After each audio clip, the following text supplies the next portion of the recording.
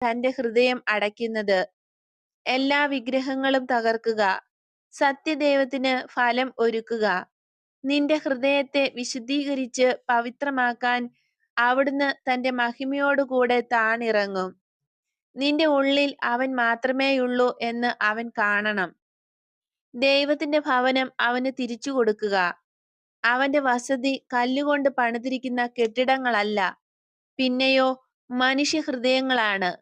അതിന്റെ കവാടം കഴുകി വൃത്തിയാക്കുക. ഉപയോഗമില്ലാത്തതും പാപകരമായിട്ടുള്ളതുമായ എല്ലാ അലങ്കാരങ്ങളും അതിനുള്ളിൽ നിന്ന് നീക്കം ചെയ്യുക. ദൈവം മാത്രം, അവൻ മാത്രം, അവൻ സർവ്വതുമാണ്.